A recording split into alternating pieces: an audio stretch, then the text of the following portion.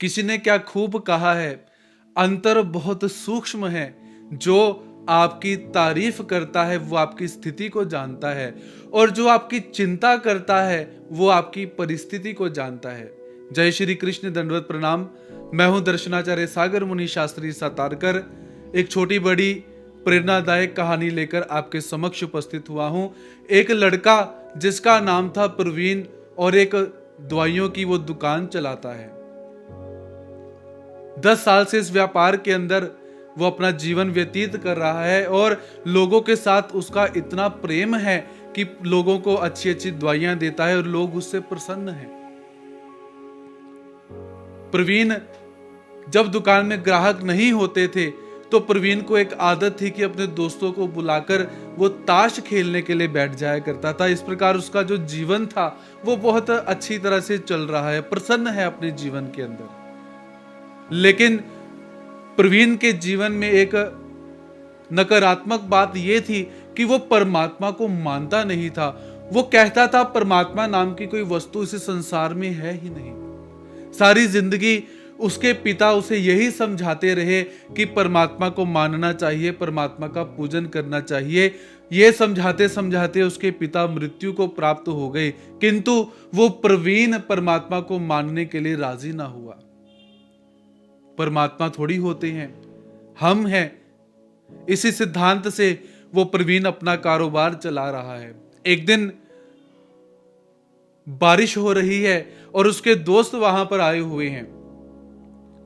प्रवीण मन में विचार करता है कि इस बारिश के मौसम में ग्राहक तो आएंगे नहीं, चलो क्यों ना मैं अपने दोस्तों के साथ बैठकर ताश खेल लेता हूं।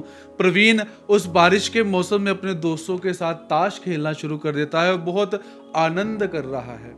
उसी समय एक छोटा बच्चा भागते भागते वहां पर आया और कहता है, अंकल अंकल मेरी माँ बहुत बीमार है, मेरी माँ के लिए कोई दवाई दे दो। प्रवीण ने पूछा, तुम्हारी माँ को क्या हो रहा है? बच्चा जितना बोल सकता था, छोटा बच्चा था, उतना उसने बतलाया। प्रवीण जब दवाई देने लगा उसी समय लाइट चली जाती है।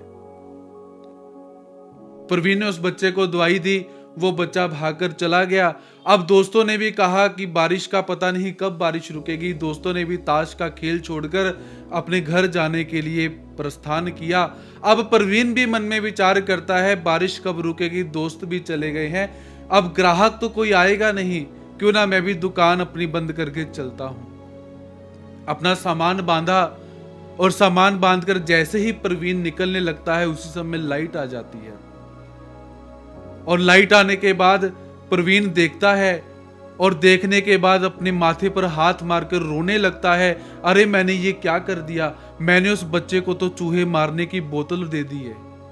उसके साथ वाली जो बोतल थी वो देनी थी, पर मैंने तो गलती से चूहे मारने की दवाई दे दी, अब क्या करें। दुकान में श्री कृष्ण महाराज की एक मूर्ति पड़ी थी, बहुत धूल लगी हुई है। पिताजी की बात याद आई कि जिंदगी में जब दुख आ जाए तो परमात्मा के सामने जाकर रोना, नमस्कार करना, गिड़गिड़ाना, वो परमात्मा तुम्हें कोई ना कोई रास्ता अवश्य दिखलाएगा। मरता क्या नहीं करता। प्रवीण भगवान जी के पास गया और मूर्ति को साफ करके प्रार्थना करता है कि हे महाराज, मैंने गलती से उस बच्चे को वो जहर की दवाई दे दी, उसकी माँ तो मर जाएगी, मेरी रक्षा करो, उसकी भी रक्षा करो। गिड़गिड़ाता है। ठाकुर जी की लीला न्यारी।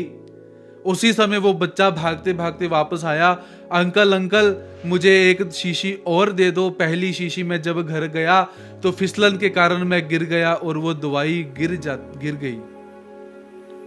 प्रवीण खुश हुआ, और उस प्रवीण ने क्या किया, जो दवाई की शीशी थी उस बच्चे को दी, और बच्चे के सिर पर हाथ फेर कर कहता है कि अरे जाकर अपनी माँ को ये दवाई पिलाओ, और किसी और दवाई की आवश्यकता हो तो मेरे पास आकर ले लेना।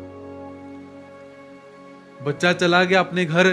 प्रवीण दोबारा ठाकुर जी के पास आया और कहता है कि हे महाराज, आपका बहुत बहुत धन्यवाद। यदि वो दवाई, वो जहर वो औरत पी जाती तो वो मर जाती। कहानी छोटी सी है किंतु रहस्यमयी है। ये सृष्टि उस परमात्मा के द्वारा चल रही है, हम भी उस परमात्मा के द्वारा ही काम कर रहे हैं।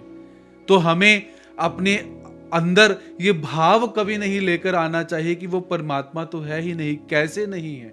वो परमात्मा है। हम उस परमात्मा को माने या ना माने, किंतु वो परमात्मा की जो सत्ता है, वो परमात्मा की सत्ता वैसी की वैसी विद्यमान रहती है। केवल उस परमात्मा के ऊपर विश्वास रखिए, फिर देखिए वो परमात्मा कैसे और कैसे चमत्कार दिखलाते हैं। इस कहानी के माध्यम से हम ये भी शिक्षा ग्रहण कर सकते हैं कि जिंदगी में जब दुख का समय आ जाए, जब कष्ट का समय आ जाए, जब हमारी जिंदगी में सारे के सारे रास्ते बंद हो जाए, द्वार बंद हो जाए, तो ठाकुर जी के पास जाकर निवेदन करना चाहिए कि हे महाराज, मेरी जिंदगी की नैया आपके हवाले है। तारना हो तो आप तारिए, मारना हो तो आप मारिए, क्योंकि वो तारणहार हैं। वो हमें कभी भी मारेंगे नहीं, तारेंगे अवश्य। केवल उस परमात्मा के ऊपर विश्वास रखने की बात है। जिन्होंने परमात्मा के ऊपर विश्वास रखा वो तो तर गए।